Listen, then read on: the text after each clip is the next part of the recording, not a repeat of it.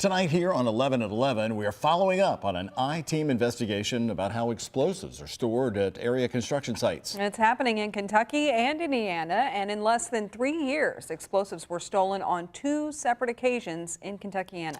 Tonight, the iTEAM's John Charlton is looking at the laws and the codes for storing explosives and talking to lawmakers about the questionable security. In Bardstown, the proof is usually in the Bourbon at the Armag Corporation. They're building as close to proof as possible. We would consider ourselves to be the industry leader. Containers more solid than oak barrels. This is the typical construction for a Type 2 magazine. But built with wood nonetheless. On the interior, you have 3 inches of hardwood. With another thin but mighty 1/4 inch on the exterior. Robust, that would be considered plate steel. Again, not foolproof. This construction is designed for bullet resistance. But very resistant to someone trying to take a shot at what's stored inside. Somebody creating a detonation. Explosives. We actually refer to those as standoff strips. The kind which blow up rock. The kind that blast a path. The kind which bring down bridges.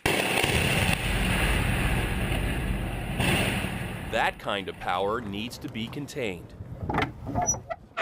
Industry standard, they are called magazines. We are one of the larger manufacturers of magazines. And they come in all sizes, small, medium, and large. $4,000, $12,000, $125,000 to $150,000. They are built like bank vaults. Underneath here with the staple is where the padlock will go. Manufactured to keep an unauthorized man or woman out. Anything can be broken into with a certain type of manpower with the right tools. And one man, using some kind of tool, managed to break into a magazine back in April 2015. It definitely wasn't an Armag. Andrew Berry stole 68 sticks of dynamite, as well as another 292 sticks of detonator-sensitive emulsion explosives. It took 2 hours to pry open the container at the Norton Commons Development Construction Site, a well-populated area in the east end of Louisville.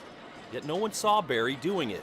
No one even knew. WHAS 11's iTEAM discovered that most, if not all the time, no one is standing guard. State Rep Jason Petrie took a look at our original iTEAM story. The magazines can be left alone. Our regulations do not require for armed guards and barbed wire. Like most lawmakers, Petrie had the same reaction. This came as a surprise to me. He too assumed explosives, even though locked up, couldn't be left alone. It's a serious issue that needs to be looked at. That federal law would demand more than the required magazine specifications, as well as safe distance rules between those magazines at a construction site. And knowing your prior piece, very informative. There are no requirements to have magazines wired with an alarm, or at least some kind of surveillance on the containers. I mean, you have serious issues when you mention explosives and theft of those. Although the ATF told us previously that thefts of explosives aren't common. They're very secure to begin with, so it's extremely rare. The Norton Commons case was one of 2 in our area in less than 3 years, which had special agents scrambling to find the explosives. The other theft happened last June over the bridge at a River Ridge development site in Jeffersonville. What you've raised is not in my district, but it's in my Commonwealth. Thankfully, the feds recovered the stolen explosives in both cases. However, in Andrew Berry's case, it took 3 months to find in Old Louisville, and Berry admitted he was trying to find a buyer. And you would think with explosives in our modern setting and circumstances that issues regarding safety and explosives would be fully vetted by this time. Petrie is on the Budget Review Subcommittee on Public Safety.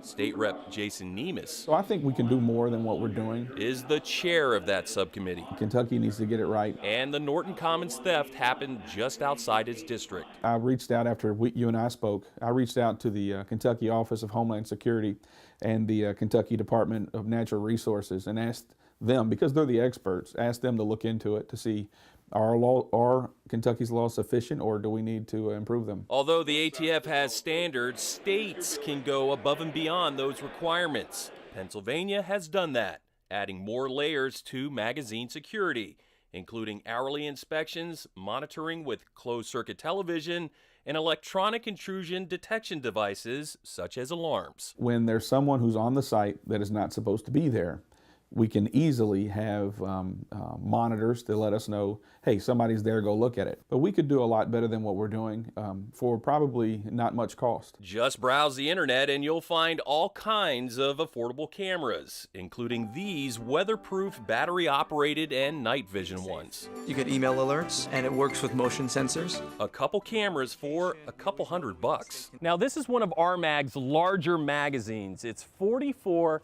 by 15 by 9 feet. You can tell it's a very solid structure just by the sheer weight of these doors. Now, if down the road security requirements are enhanced or added, no problem. This magazine can easily be wired with an alarm system. That's standard issue with the military. And you're actually going to trigger it right here. This is a Honeywell intrusion detection system. RMAG continually mobilizes many magazines to the global war on terrorism.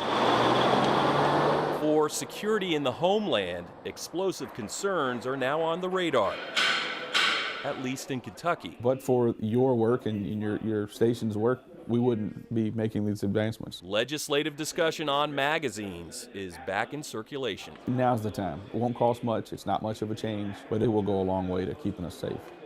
Next order of business. And while putting together this follow-up story, we circled back around to our congressional delegations from Kentucky and Indiana.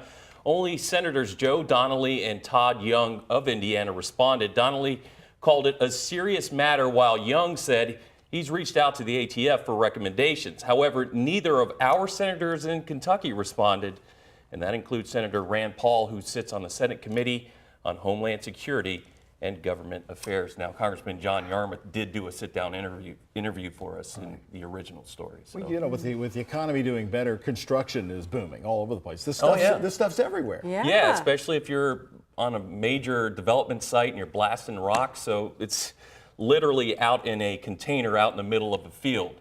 But the problem is it's locked up. But the problem is it's unattended. Right. Anybody could come up with a hammer and a gun. Yeah. Wow. Or work on it for a while. You definitely got to work on it for a while. And in that one case, it took 2 hours. That's right. But nobody saw it. You showed us. Wow. Okay. Thanks. Great follow-up, John. Appreciate it.